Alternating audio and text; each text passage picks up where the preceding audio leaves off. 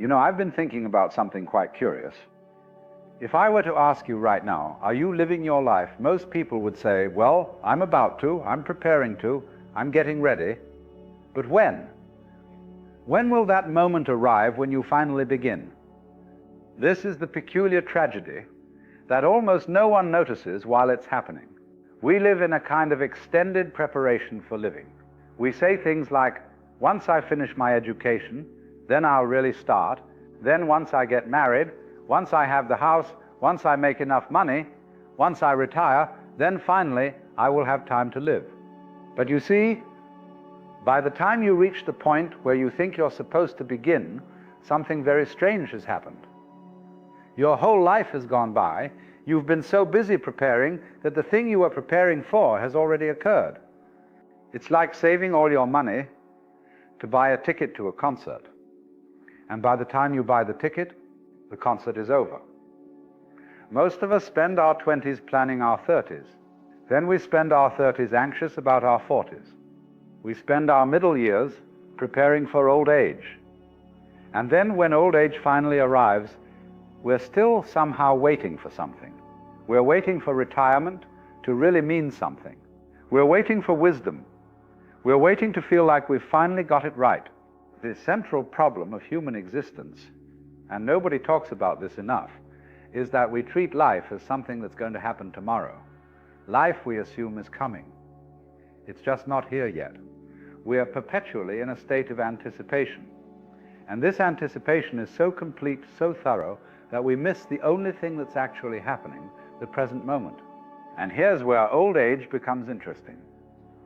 Old age is not a tragedy because life is ending.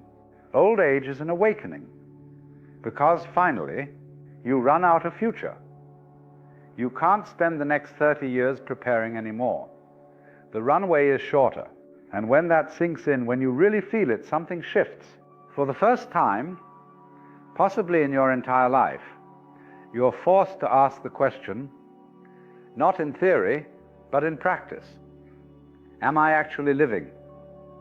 Not someday, not eventually, but now?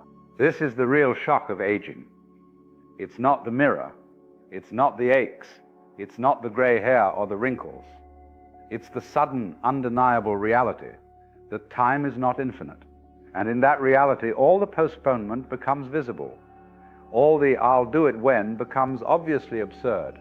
But here's what most people miss about this moment. It's not a tragedy, it's a gift. Because in that moment, life stops being an abstraction and becomes real. Now, the interesting thing about what happens to the body as you get older is that people think it's the worst thing that could happen. The body slows down, it becomes less efficient, certain things hurt, and we think this is terrible. I wish I could go back to when my body was younger and faster. But what if the opposite is actually true? What if the slowing down is not a loss, but a profound education? Think about the experience of a young person. A young person moves through their body almost unconsciously. They walk across a room without noticing the sensation of walking. They breathe automatically.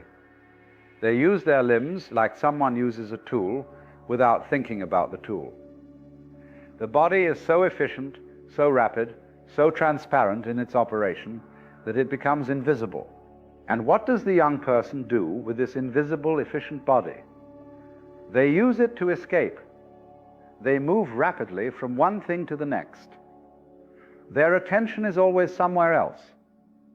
They're running away from the present moment with the full capacity of their physical being. But something remarkable happens when the body slows down. When the knees creak, when you have to hold the railing going down the stairs, when a simple walk requires something you didn't have to give before attention, suddenly the body becomes visible again. And with that visibility comes presence. When I get out of a chair, I feel it. When I climb stairs, I notice my breathing. When I stretch my arms, I'm aware of the movement.